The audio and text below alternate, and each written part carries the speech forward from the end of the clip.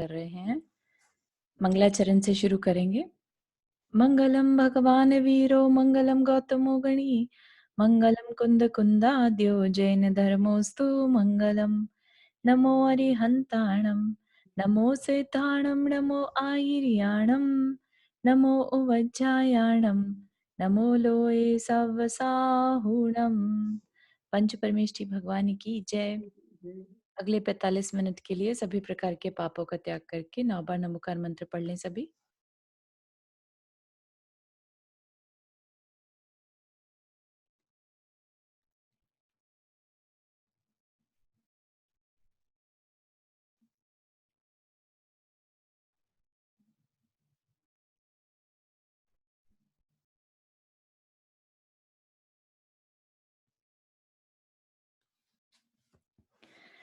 ठीक, चलिए। तो हम देख रहे थे चंद्र प्रभु भगवान का पुराण या उनकी कथा, और उसमें हमने देखा था कि वो पहले श्री वर्मा नाम के राजा हुए और फिर संन्यास मरण किया तो वो श्रीधर नाम के देव हुए, है ना। और श्रीधर देव से अब वो अजित सेन नाम के चक्रवर्ती बने। ठीक है, उनकी हम थोड़ा सा उनके बारे में पढ़ रहे हैं कि वो चक्रवर्ती बने तो कैसा रहा उनका। उनके चक्र रत्न प्रकट हो गया था और वहां पर कोई भी दुखी नहीं रहता था। और वो कह रहे हैं कि यथार्थ में पुण्य तो वही है जो पुण्य कर्म का बंद करने वाला हो। क्यों? क्योंकि पुण्य से चक्रवर्ती बने, लेकिन अब उस पुण्य में वो आसक्त ना होके अपना जो ध्यान है उनका धर्म ध्यान में ज्यादा लगा रहे हैं, तो पुण्य का बंद कर रहे हैं। ठीक है, तो असली पुण्य कौन सा है? जो आगे पुण्य का बंद कराए। उसके साम्राज्य में प्रजा को यदि दुखता तो अपने अशुभ कर्मोदय से था। अशुभ कर्म के उदय से, अशुभ कर्म के उदय से मतलब खराब कर्म जो पहले कभी किए थे उनका जब अब उदय आ रहा है तो वो दुख दे रहा है। अदरवाइज राजा की वजह से कोई दुख नहीं था। और सुख था तो उस राजा के द्वारा सम्यक रक्षा होने से था। यही कारण था कि प्रजा उसकी वंदना करती थी। देव और विद्याधर राजाओं के मुकुट के अग्रभाग पर चमकने वाले रत्नों की किरणों को निष्प्रभ बनाकर उसकी उन्नत आज्ञा ही सुशोभित होती थी। मतलब कि देव और विद्याधर राजा भी उसके आगे सिर झुकाते थे। यदि निरंतर उदय रहने वाले और कमलों को आनंदित करने वाले सूर्य का बल प्राप्त नहीं होता तो इंद्र स्वयं अधिपति होकर भी अपनी दिशा की रक्षा कैसे करता। तो अब जो यहाँ पर प्रकरण चल रहा है वो 10 दिशाओं में जैसे वास्तु के हिसाब से हर दिशा का एक देवता होता है, एक रक्षक होता है। तो उसी की एक तरह से तुलनात्मक वर्णन है यहाँ पर कि कैसा वो राजा था जिसको कि कोई भी दिशा, हर दिशा का वो रक्षक था, लेकिन जो वास्तु के हिसाब से हर एक दिशा का वो अकेला ही रक्षक रहता है। तो इंद्र जो होता है, इंद्र को वास्तुशास्त्र के हिसाब से या अन्य मान्यता के हिसाब से पूर्व दिशा का रक्षक मानते हैं। तो यहाँ पर कह रहे हैं कि यदि निरंतर उदय रहने वाले और कमलों को आनंदित करने वाले सूर्य का बल प्राप्त नहीं होता तो इंद्र स्वयं अधिपति होकर भी अपनी दिशाओं की रक्षा कैसे करता। मतलब कि ऐसी कैसी दिशा है जिसकी उसे रक्षा करनी पड़ रही है। अब यहाँ पर जो भाषा है वो फिर से उस समय की परिस्थिति को देखकर जरूर लिखी गई होगी। विधाता जैसी चीज अपने जैन शास्त्र में नहीं रहती है ना। तो विधाता अवश्य ही बुद्धिहीन है। तो ये जो व्यावहारिक भाषा है कि भाई ईश्वर ने सब कुछ बनाया है, ईश्वर की सोच है ना, तो वैसी लैंग्वेज है यहाँ पर। विधाता अवश्य ही बुद्धिहीन है। विधाता मतलब बनाने वाला, संरचना करने वाला अवश्य ही बुद्धिहीन है, क्योंकि यदि वह बुद्धिहीन नहीं होता तो आग्नेय दिशा की रक्षा के लिए अग्नि को क्यों नियुक्त करता। तो जो आग्नेय दिशा होती है उसमें अग्नि देव जो हैं वो अग्नि कुमार जाति के देव हैं, वो रक्षक होते हैं। भला जो अपने जन्मदाता का जलाने वाला है उससे भी क्या कहीं किसी की रक्षा हुई है? क्या विधाता यह नहीं जानता था कि यमराज पालक है क्या मारक? तो जो दक्षिण दिशा है उसका रक्षक कौन है? यमराज। फिर भी उसने उसी सर्वभक्षी पापी को दक्षिण दिशा का रक्षक बना दिया। तो जो भी वास्तुकार रचयिता होंगे, उन्होंने इस तरह से रक्षक बनाए हुए हैं।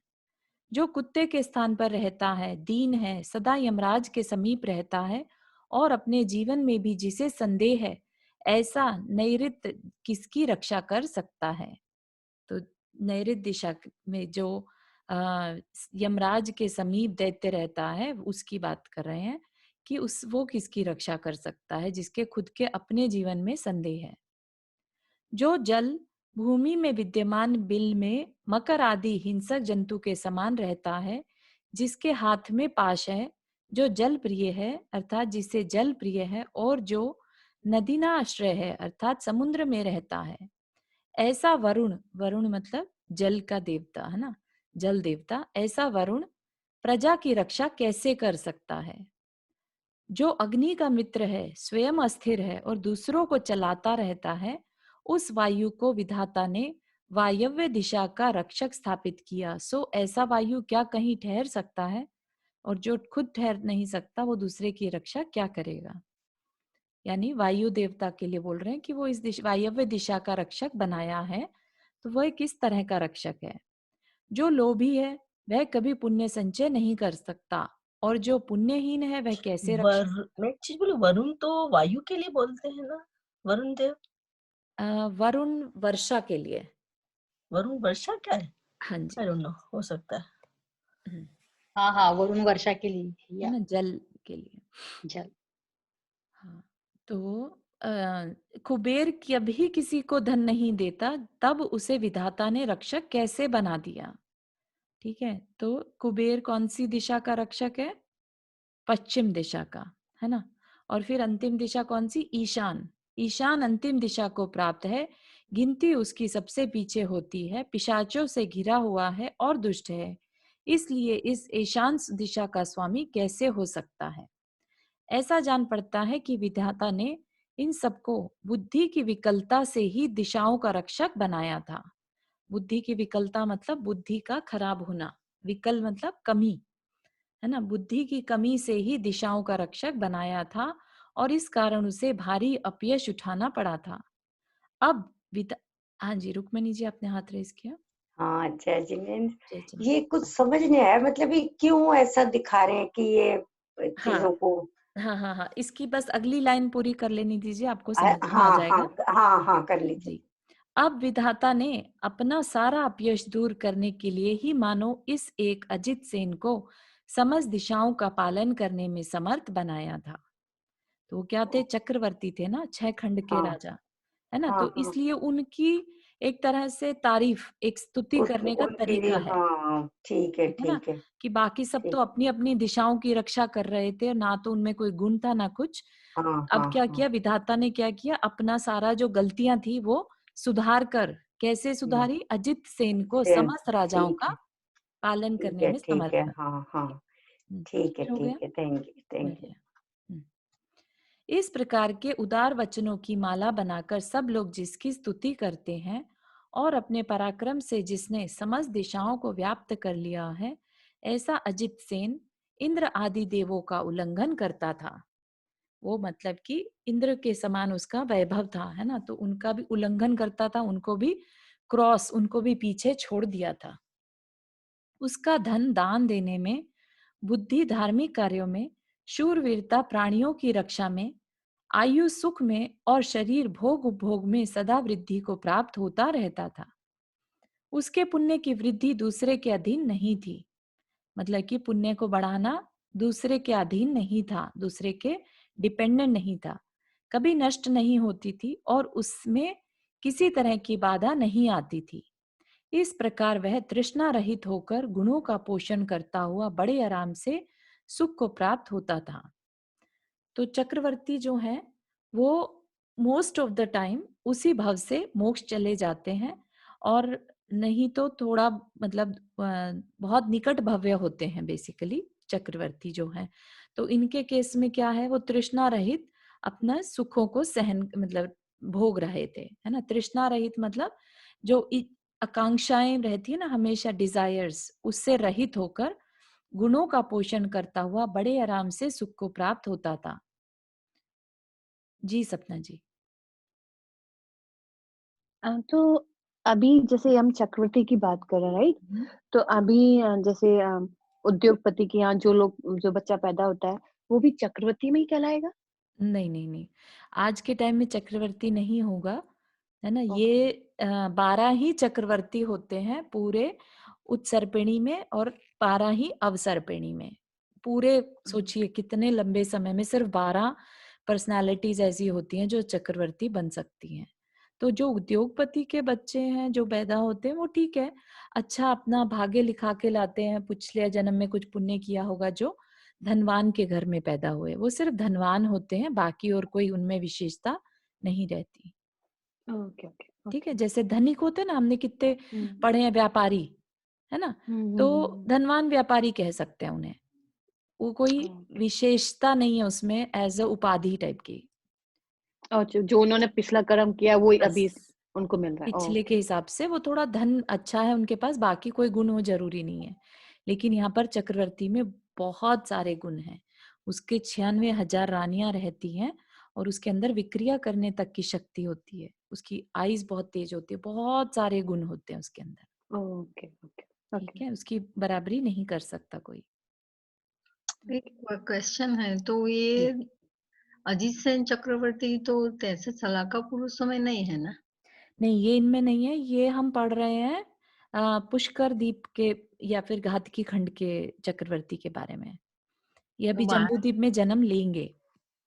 हाँ, तो 12 चक्रवर्ती तो तैसे सलाका पुरुष वाले होते हैं ना? हाँ, हाँ, तो जो शलाका पुरुष वाले चक्रवर्ती हैं, जैसे अपने भरत चक्रवर्ती हो गए, है ना? हाँ, वो अपने 12 चक्रवर्तियों में आएँगे। तो हर हर द्वीप का अलग-अलग शलाका पुरुष होंगे। तो इनकी गिनती जो है घातकी खंड के शलाका पुरुषों में आएगी, अजित सेन की। ओके, ठीक है ना? Thank you. हुँ। ये कैसे मतलब अपन फिर उनकी गिनती ऐसे जैसे 8वें चंद्र प्रभु होते हैं, 9वें ये नहीं होंगे अजित सेन? नहीं?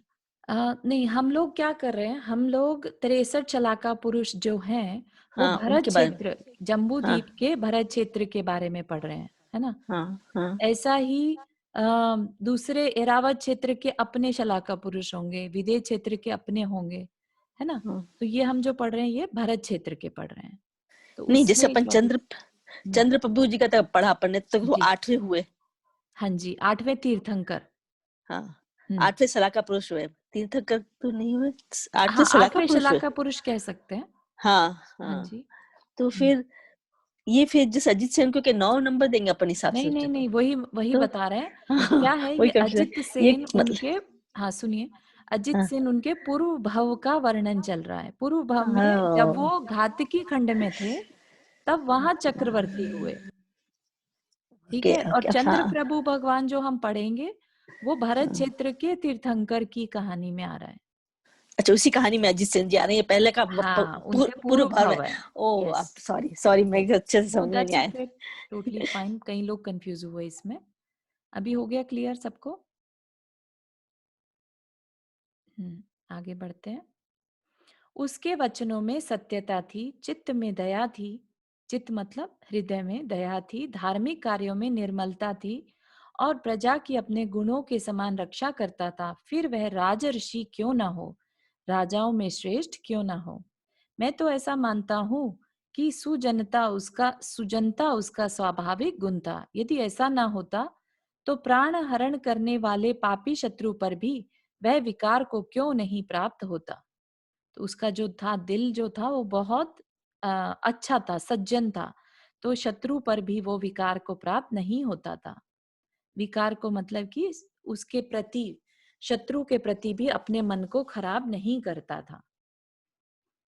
उसके राज्य में न तो कोई मूल हर था, अर्थात मूल पूंजी को खाने वाला था। मूल पूंजी होती है कैपिटल, जो बेस अपनी मनी होती है ना, उसके बाद हम उससे इनकम कमाते हैं, तो वो उसके उसके ऊपर का ब्याज हो गया, राइट? तो मूल पूंजी खाने वाला कोई नहीं था, ना कोई करदे था, अर्थात अतिशय कृपण था। कृपण होता है कंजूस। तो वहां पर उसके राज्य में ना कोई मूल हर था, ना कोई कृदय था। ठीक है? मूल पूंजी को खाने वाला या अतिशय कृपण, बहुत कंजूस। और न कोई तादात्विक था, अर्थात भविष्य का विचार न रख वर्तमान में ही मौज उड़ाने वाला ऐसा कोई भी उसके राज्य में नहीं था। तो कैसे थे वहां के लोग? किंतु सभी समीचीन कार्यों में खर्च करने वाले थे। समीचीन मतलब श्रेष्ठ, अच्छे कार्यों में खर्च करने वाले थे।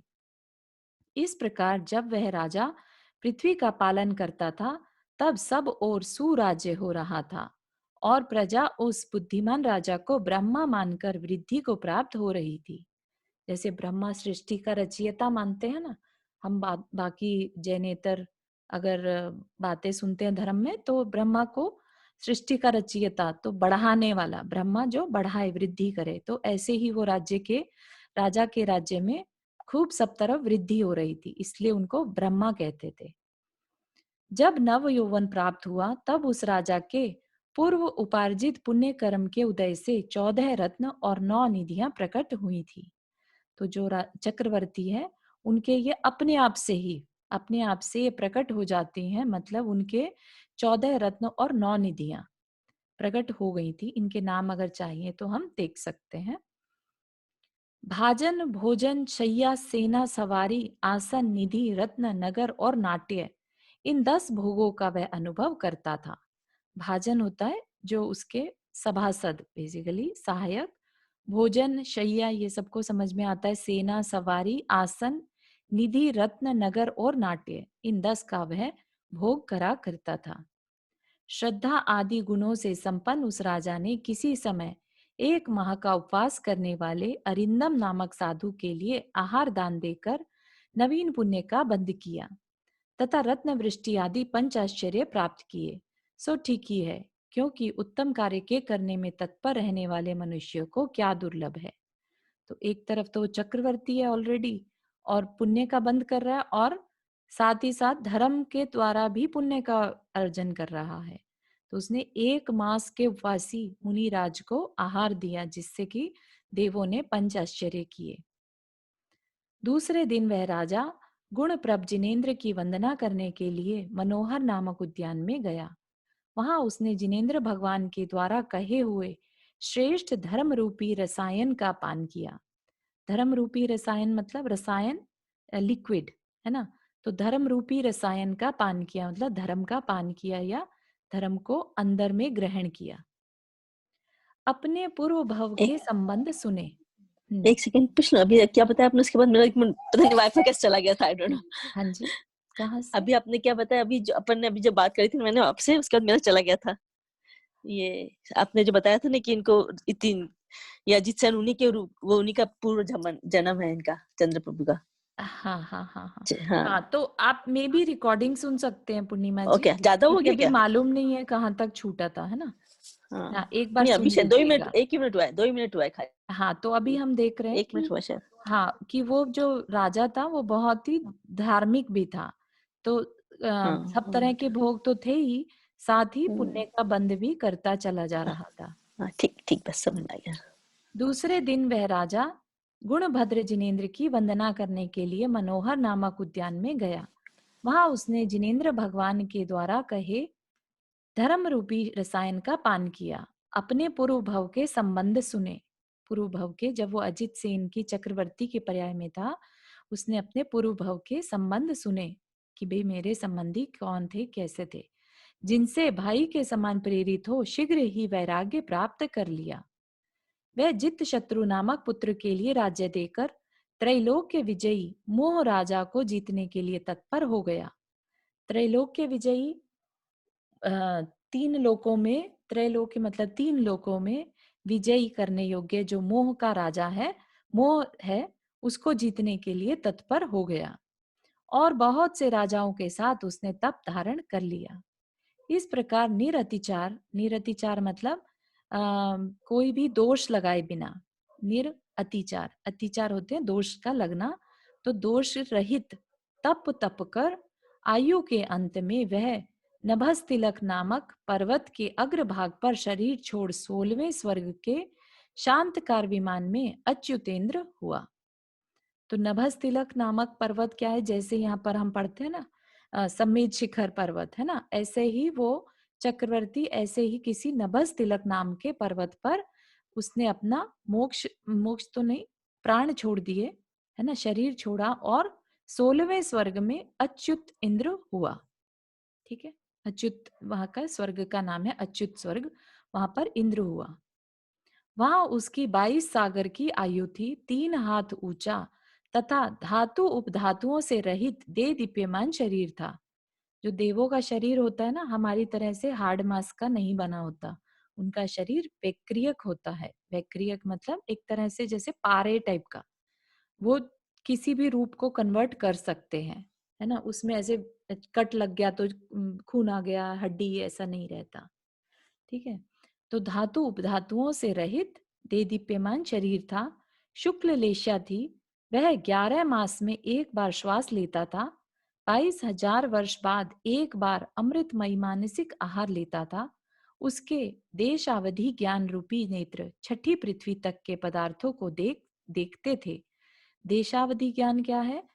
अवधि ज्ञान जो कि पूरा नहीं है ना, इनकम्प्लीट है। देश मतलब पार्ट, पोर्शन। तो उसके देशावधि ज्ञान रूपी नेत्र कहाँ तक देख पाते थे?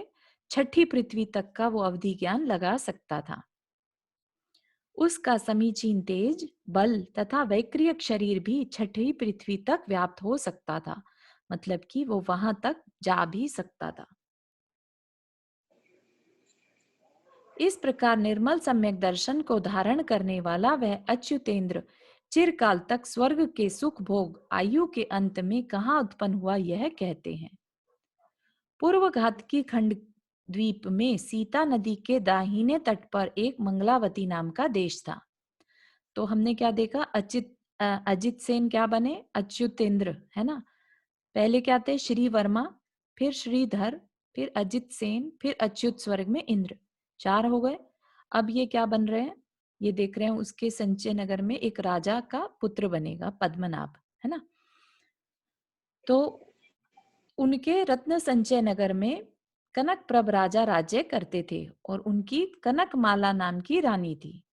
वह अहमिंद्र उन दोनों दंपतियों के शुभ स्वप्न द्वारा अपनी सूचना देता हुआ, तो जो अहमिंद्र गलत छपा है, अच्युतेंद्र, है ना, उन दोनों दंपतियों के शुभ स्वप्न द्वारा अपनी सूचना देता हुआ पद्मनाभ नाम का पुत्र उत्पन्न हुआ। तो सेम वैसे ही रानी को अच्छे शुभ स्वप्न आए और उनका ये जो जीव था वो गर्भ में आ गया। पद्मनाभ बालकोचित सेवा विशेष के द्वारा निरंतर वृद्धि को प्राप्त होता रहता था। बालकोचित मतलब बालक के लिए जो उचित है, ऐसी सेवा के द्वारा निरंतर वृद्धि को प्राप्त होता रहता था। उपयोग तथा क्षसा आदि सब गुणों की पूर्णता हो जाने पर राजा ने उसे व्रत देकर विद्यागृह में प्रविष्ट कराया।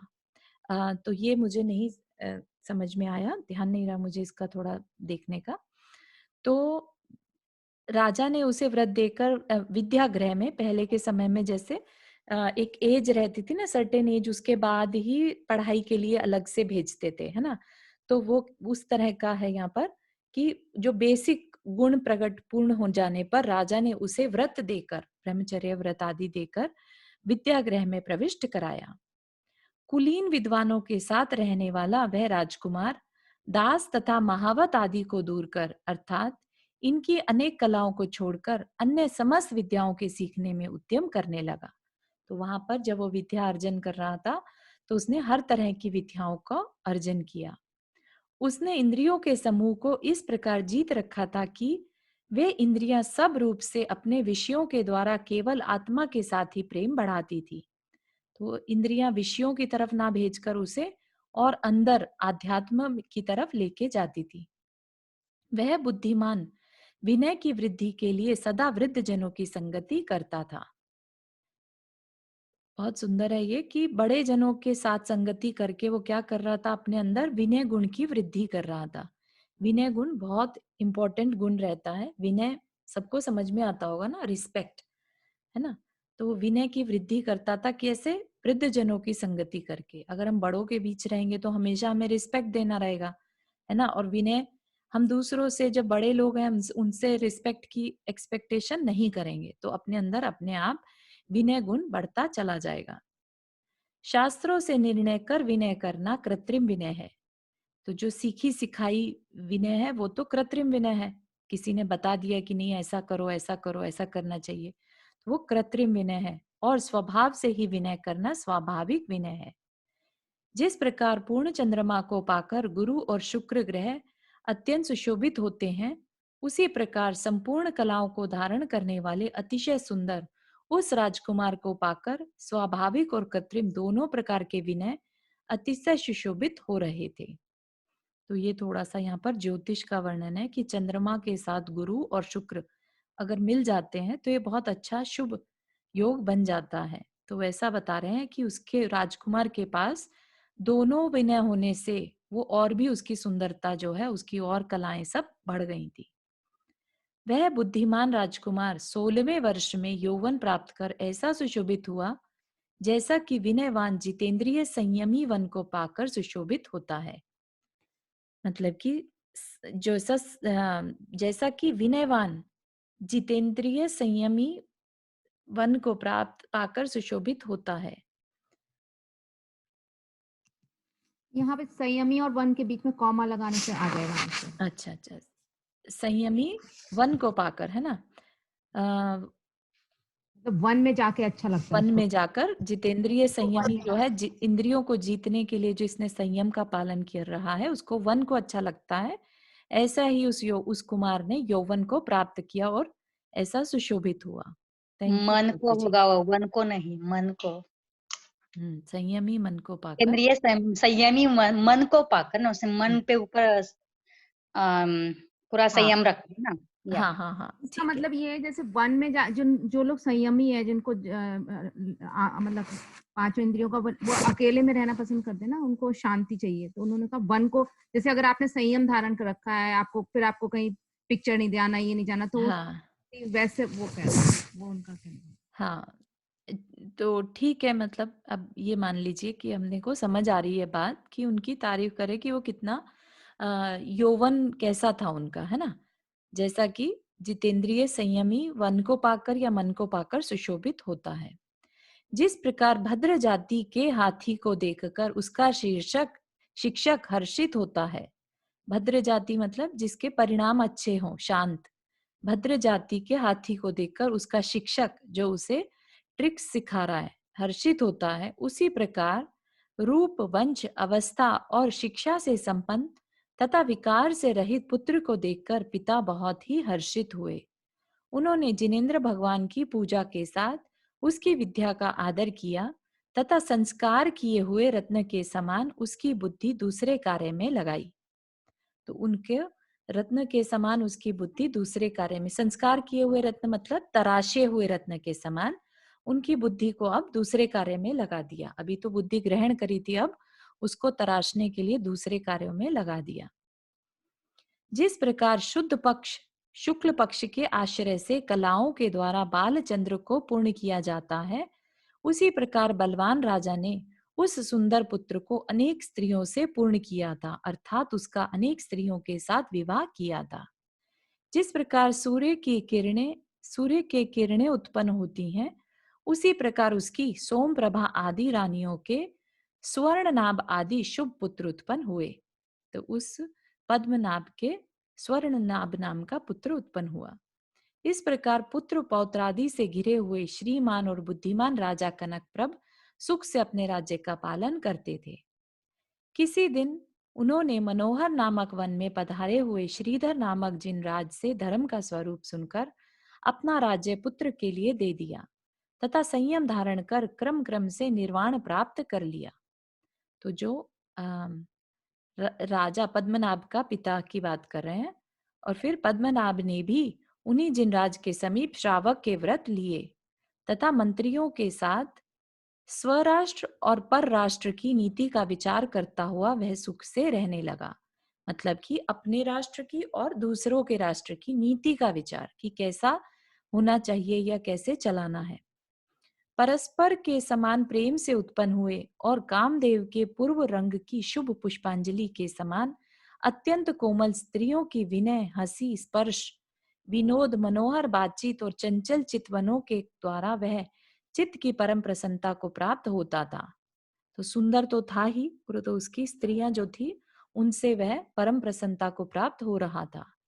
कामदेव रूपी कल्प वृक्ष से उत्पन्न हुए, स्त्रियों के प्रेम से प्राप्त हुए और पके हुए भोग उपभोग रूपी उत्तम फल राजा पद्मनाभ के सुख की सीमा हुए थे। ये सब भोग उपभोग पूर्व भव में किए हुए पुण्य कर्म के फल हैं। इस प्रकार मूर्ख मनुष्यों को स्पष्ट रीति से बतलाता हुआ वह तेजस्वी पद्मनाभ सुखी हुआ था कि जो आज वो सुख भोग रहा है वो उसके पूर्व भव के कारण है। तो ये जानकारी किसके लिए जरूरी थी? मूर्ख मनुष्यों के लिए। तो उनको क्लियर करता जा रहा था। विद्वानों में श्रेष्ठ पद्मनाभ भी श्रीधर मुनि के समीप धर्म का स्वरूप जानकर अपने हृदय में संसार और मोक्ष का यथार्थ स्वरूप इस प्रकार विचारने लगा। उसने विचार किया कि जब तक औदैहिक भाव रहता है तब तक आत्मा को संसार भ्रमण करना पड़ता है। तो औदैहिक भाव क्या होता है? जो हमारे अंदर कर्म के उदय से, औदैहिक मतलब उदय से जो भाव हो वो औदैहिक, कर्म के उदय से जो भाव होते हैं वो औदैहिक भाव। जैसे हमारे अंदर जो कषाय हो रही हैं वो कर्म के उदय से हो रही हैं, तो उनको क्या कहेंगे? औदैहिक भाव। टेक्निकल वर्ड है ये। और क्या कह रहे हैं कि जब तक वह औदैहिक भाव रहता है तब तक आत्मा को संसार भ्रमण करना पड़ता है। और औदैहिक भाव कब तक रहता है? जब तक कि कर्म रहते हैं। और कर्म कब तक रहते हैं? जब तक कि उनके कारण विद्यमान रहते हैं। तो जब तक हम कर्म बांधते रहेंगे तब तक कर्म उदय में आते रहेंगे, और उदय में आते रहेंगे तो औदैहिक भाव बनते रहेंगे। तो फिर यहाँ पर क्या कह रहे हैं? कर्मों का कारण क्या है? कर्मों का कारण है मिथ्यात्व आदि पांच कारण है कर्मों के होने के, या फिर ये कह सकते हैं कर्मों के आने के, बंधने के, है ना, आश्रव के। उनमें से जहां मिथ्यात्व रहता है वहां बाकी के चार कारण अवश्य रहते हैं। क्या कहना चाह रहे हैं? कि जो मिथ्यात्व, मिथ्या दृष्टि है या जो लोअर लेवल पे है, राइट, मिथ्यात्व है जहां पर, वहां बाकी के चार कारण अवश्य होते हैं। लेकिन फॉर एग्जाम्पल जहां पर मिथ्यात्व नहीं है लेकिन अभी असंयम है, तो वहां पर असंयम होगा, वहां उसके सिवाय प्रमाद, कषाय और योग, ये तीन कारण रहते हैं। फिर अगर असंयम भी चला गया तो क्या रहेगा वहां पर? अगर प्रमाद रह जाए तो उस प्रमाद के साथ क्या नियम जरूरी है? योग और कषाय, ये दो कारण रहते हैं। जहां कषाय रहती है वहां उसके सिवाय योग कारण रहता है, और जहां कषाय का अभाव है वहां सिर्फ योग ही कारण रहता है। ठीक है, तो ये थोड़ा सा टेक्निकल है, लेकिन यहाँ पर मोटा मोटा जो बताया है कि कर्म का कारण क्या है, कर्म बंधने का कारण ये पांच है। मिथ्यात्व है, पांच पांच, हाँ। मिथ्यात्व के कारण कर्म बंधता है। और किस कारण बनता है? असंयम। जब हम व्रत आदि नहीं लेते तो उससे भी कर्म बंधता है। उसके अलावा प्रमाद से, प्रमाद से मतलब हमने व्रत तो ले लिया लेकिन हम उसे अच्छे से फॉलो नहीं कर पा रहे, राइट। या फिर हिंसा में बचा सकते थे हिंसा को लेकिन प्रमाद कर दिया, तो उससे क्या होगा? हमारा को कर्म बंधेगा। कषाय के कारण कर्म बनता है, ये सभी जानते हैं, क्रोध मान माया लोभ। और योग के कारण, योग है मन वचन और काय के तीन योग, है ना। खाली कषाय कुछ नहीं कर सकेंगी अगर योग ना हो, और योग है और कषाय ना हो तो भी बंद अकेला कुछ नहीं कर सकता, है ना। तब आश्रव होगा बट बंद नहीं होगा। तो ये आश्रव के पांच कारण बता दिए। ठीक है, तो इसमें ज्यादा उलझिएगा नहीं, अभी हम ये सब चीजों को डिटेल में छेड़ाला में पढ़ सकते हैं। यहाँ पर हमें वर्णन हुआ था तो हमने संक्षेप में इसका एक्सप्लेन कर दिया। पहले सत्ता बंध और उदय नष्ट होते हैं। ये किसके बारे में कह रहे हैं? कर्म की, कर्म की सत्ता, सत्ता मतलब जो बैलेंस, बैलेंस में है ना, उनको पहले सत्ता बंध और उदय। अभी जब सत्ता, जितना कर्म अगर सत्ता में पड़े रहेंगे, बैलेंस में पड़े रहेंगे, तो कभी ना कभी उदय में आ ही जाएंगे। तो सबसे पहले सत्ता में से जाने जाएंगे। तो वो कह रहे हैं कि धीरे धीरे ये सब नष्ट होते जाएंगे। तो उनके पश्चात 14वें गुण स्थान, जो लास्ट गुण स्थान या लास्ट स्टेप है, जहां पर पहुंचकर, है ना, हम बोलते हैं ना कि योग निरोध कर लिया और उसके बाद मोक्ष जा सकते हैं। तो 14वें गुण स्थान पर पहुंचने के लिए कर्मों की सत्ता बंध और उदय को खत्म करना होगा। 14वें गुण स्थान तक अपने अपने काल के अनुसार कर्म नष्ट होते हैं तथा कर्मों के नाश होने से संसार का नाश हो जाता है, जो पाप रूप है और जन्म मरण ही जिसका लक्षण है। ऐसे संसार के नष्ट हो जाने पर आत्मा के छायिक भाव ही रह जाते हैं।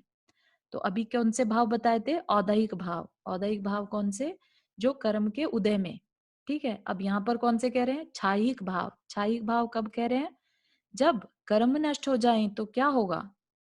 वहां पर छायिक भाव यानी कि हमारे जो स्वाभाविक भाव हैं, जैसे अनंत सुख, अनंत ज्ञान, अनंत दर्शन, ये हमारे क्या हैं? छायिक भाव हैं। ठीक है, तो जो संसार नष्ट हो जाएगा तो क्या बचेगा? आत्मा के छायिक भाव ही शेष रह जाते हैं। एक क्षयिक भाव का फिर से एक दफे बोलो ना। हाँ, कर्म के क्षय हो जाने से, कर्म के नष्ट हो जाने से जो भाव बनते हैं, आत्मा के अंदर जो भाव बनते हैं, उनको क्षयिक भाव कहते हैं। हाँ, क्षयिक मतलब क्षय से। अच्छा ठीक है, तो कर्म के क्षय से होने वाले भाव को क्षयिक भाव कहते हैं और कर्म के उदय से होने वाले भाव को अच्छा अच्छा, औदैहिक भाव। ठीक है, मतलब आप ये ठीक, सोचिए बराबर कि क्या बराबर। सिद्ध सिद्ध भगवान जो हैं, क्या वो हमारी तरह से राग द्वेष कर सकते हैं? क्या वो सोचेंगे कि मेरे पड़ोसी ने कितना हम्म, ध्यान कर लिया, कितना सुख अर्जन कर लिया, देखूं जरा? नहीं होगा उनको, है ना? क्यों नहीं होगा? क्योंकि उनके अब कर्म ही नहीं है, कषाय ही नहीं है ना? तो उनके औदैहिक भाव ही नहीं है। उनके कौन से भाव हैं? छायिक भाव हैं। अनंत सुख उनका भाव चल रहा है। अब जब वो अनंत सुख खुद भोग रहे हैं तो फिर उनको बाकियों से कोई मतलब ही नहीं रह जाता। ठीक है, समझ में आया? उस समय यह आत्मा अपने आप में उन्हीं छायिक भावों के साथ बढ़ता रहता है। बढ़ता और घटता जैसा कुछ नहीं है। छायिक तो अनंत हो गया, अनंत भावों को वो भोगता रहता है। इस प्रकार जिनेन्द्र देव के द्वारा कहे हुए तत्व को नहीं जानने वाला यह प्राणी, जिसका अंत मिलना कठिन है, ऐसे संसार रूपी दुर्गम मन में अंधे के समान चिरकाल से भटक रहा है। तो क्या कह रहे हैं? जिनेन्द्र देव ने जो तत्व बताए हैं, 7 तत्व बताए ना हमें, क्या बताए थे? जीव अजीव, आश्रव, बंध, संवर, निर्जरा और मोक्ष। तो निर्जरा अगर, और मोक्ष। है ना, अगर हमें ये तत्व नहीं समझ में आएंगे, अगर हमें ये नहीं समझ में आएगा कि जीव ही मोक्ष को पा सकता है और अजीव के साथ जो उसका संबंध है उसको दूर करना है, तो अगर इनको नहीं जानेगा तो क्या करेगा? चिरकाल तक, लंबे काल तक संसार रूपी दुर्गम वन में, संसार रूपी दुर्गम मतलब कठिन जंगल में अंधे के समान। सोच के देखिए, आप विजुअलाइज करिए कि एक जंगल, घने जंगल में बिल्कुल ब्लाइंड पर्सन को छोड़ दिया जाए तो क्या वो कभी निकल पाएगा वहां से? नहीं निकल पाएगा ना। तो ऐसे ही दुर्गम कह वन रहे, में मतलब। दुर्गम वन में मतलब ये उपमा दी है, एग्जाम्पल जैसे देते हैं ना। कैसा है ये अच्छा संसार? दुर्गम वन रूपी, है ना, और उसमें अच्छा एक अच्छा, अंधे के समान चिरकाल तक भटकता रहता है ये जीव, अगर उसने तत्व को नहीं समझा। ठीक है, तो जिनेन्द्र देव ने जैसा तत्व का ठीक। स्वरूप बताया है, अगर उसको नहीं समझा तो कैसे संसार में भटकेगा? जिसका कि अंत मिलना कठिन है। अंत मिलना क्यों कठिन है? क्योंकि वो इतना दुर्गम वन है, घना जंगल है, जिसमें वो अंधे के समान भटकता रह जाएगा। अब मैं असंयम आदि कर्म बंध के समस्त कारणों को छोड़कर शुद्ध श्रद्धान आदि मोक्ष के 5 कारणों को प्राप्त होता हूँ, अर्थात धारण करता हूँ। तो अब वो जो कारण में से उसने क्या सोचा कि ठीक है, अब मैं भी असंयम आदि कारणों को छोड़ता हूँ, यानी कि उसने व्रत लेने का नियम मन बना लिया। इस प्रकार अंतरंग में, संयमी मन। हाँ, तो जो 5 कारण कर्म के थे बताए थे, उससे ऑपोजिट क्या हो जाएंगे? वो मोक्ष के 5 कारण, है ना। तो वो कह रहा है कि मैं अब उनके ऑपोजिट जो श्रद्धान आदि 5 कारण है उनको धारण करता हूं। इस प्रकार अंतरंग में हित अहित का यथार्थ स्वरूप जानकर पद्मनाभ ने बाह्य संपदाओं की प्रभुता स्वर्ण नाभ के लिए दे दी। मतलब कि बाह्य संपदा, बाह्य जो उसका राज्य था, राज्य आदि सब कुछ अपने पुत्र को दे दिया और अपने अंतरंग में हित अहित को जानकर उसने बहुत से राजाओं के साथ दीक्षा धारण कर ली। अब वह मोक्ष के कारणभूत चारों आराधनाओं का आचरण करने लगा। 4 आराधनाएं कौन सी? आराधना मतलब उनको फॉलो करना। किसको? दर्शन, ज्ञान, चरित्र और तप। ये 4 आराधनाएं होती है, मतलब कि इनमें एक तरह से कह लीजिए कि बस जाओ कि भाई हाँ, इन्हीं को बस सारा दिन अपने आचरण में लाओ। ठीक है, तो मोक्ष के कारणभूत ये 4 आराधनाओं का आचरण करने लगा। और क्या करने लगा? 16 कारण भावनाओं का चिंतन करने लगा तथा 11 अंगों का पारगामी बनकर उसने तीर्थंकर नाम कर्म का बंद किया। जिसे अज्ञानी जीव नहीं कर सकते, ऐसे सिंह निष्क्रीडित आदि कठिन तप उसने किए। सिंह निष्क्रीडित कठिन तप होते हैं जैसे कि एक दिन पहले एक दिन का उपवास, फिर उसकी पारणा, फिर 2 दिन का उपवास, फिर पारणा, फिर 3 दिन का उपवास, फिर पारणा, ऐसे बढ़ाते चले जाएं। तो ऐसा अज्ञानी जीव नहीं कर सकते, ऐसे सिंह निष्क्रीडित आदि कठिन तप उसने किए और आयु के अंत में समाधि मरण पूर्वक शरीर छोड़ा। और उससे क्या हुआ? वैजयंत विमान में, वैजयंत विमान कहाँ पर है? अनुत्तर विमान। 5 विमान बताए थे ना, सर्वार सिद्धि विजय वैजयंत।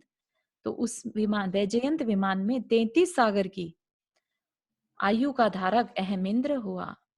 उसके शरीर का प्रमाण तथा लेश्या आदि की विशेषता पहले कहे अनुसार थी।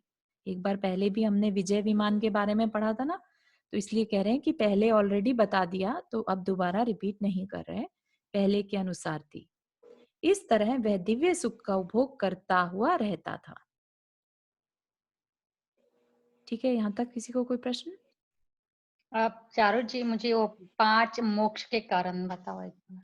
हाँ, 5 मोक्ष के कारण जो है ना, अभी हमने देखा था श्रद्धा, मिथ्यात्व, सम्यक दर्शन, अप्रमाद, और क्या हुआ? हाँ, तो सम्यक मिथ्यात्व का उल्टा हो गया श्रद्धान, राइट? असंयम का हो गया संयम, राइट? कषाय का उल्टा जो भी और क्या था? प्रमाद। प्रमाद का हो गया अप्रमाद, राइट? और कषाय का क्षीण कषाय, जो मतलब कषायों को नष्ट करना, और योग का अयोग। ओके ठीक है। ओके, तो उनका थैंक यू। ऑपोजिट कर दिया बेसिकली। हाँ हाँ।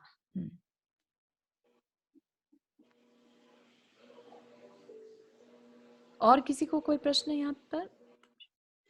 मे be we can stop here today, because इसके बाद फिर वो अब जम्बू द्वीप के भरत क्षेत्र में चंद प्रभु के जीव में अवतरित होने वाले हैं।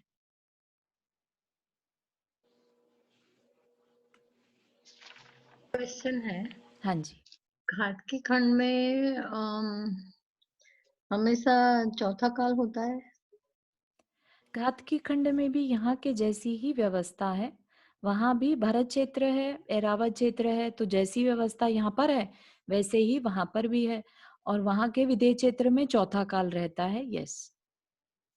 अच्छा, तो कल्पवृक्ष वहां पे होते हैं क्या? कल्प वृक्ष जो है वो भोग भूमि में रहते हैं।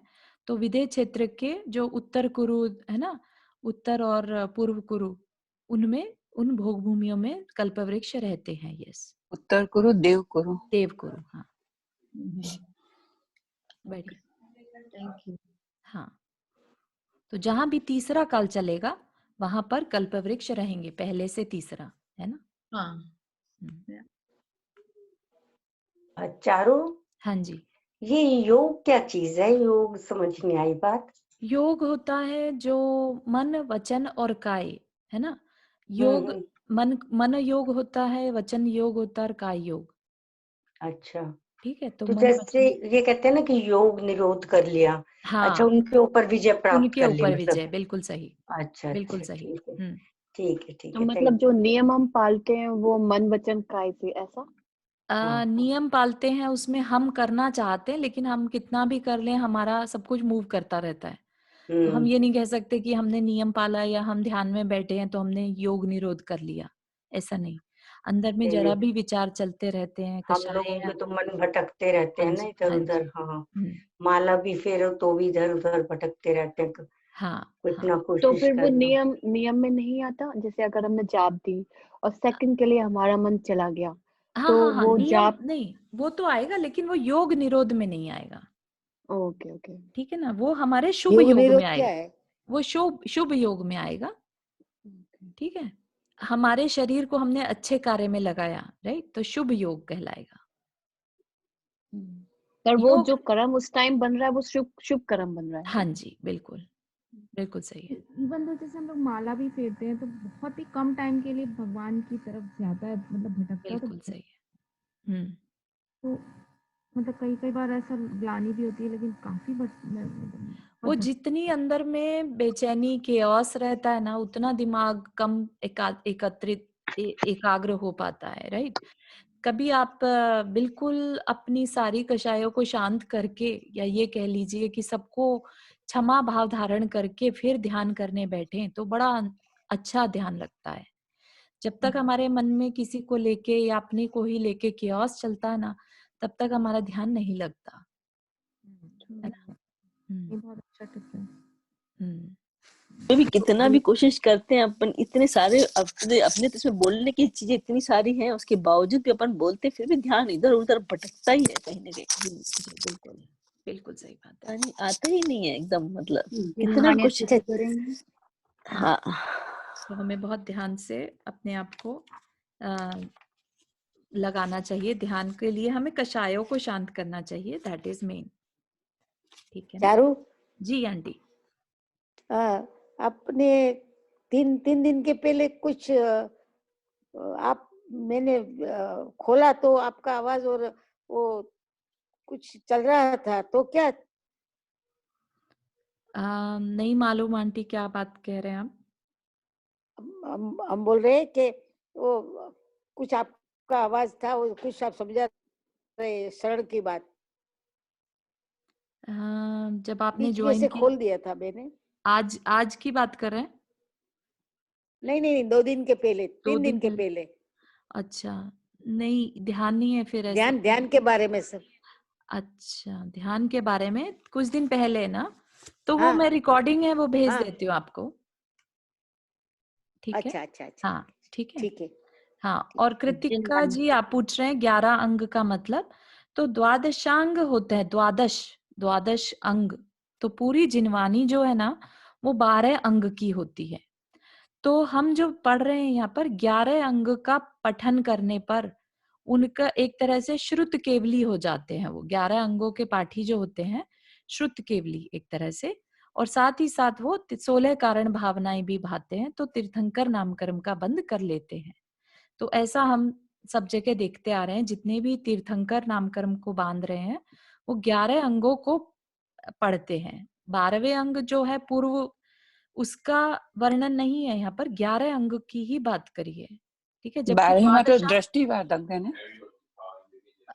हाँ वो देख सकते हैं, हाँ, मुझे दृष्टिवादंग, अच्छा, दृष्टिवादंग 12वां। बहुत सुंदर। तो ठीक है ना, तो 12 अंगों की जो जिनवानी है उसमें से 11 अंग पढ़कर वो पारगामी हो जाते हैं उसके।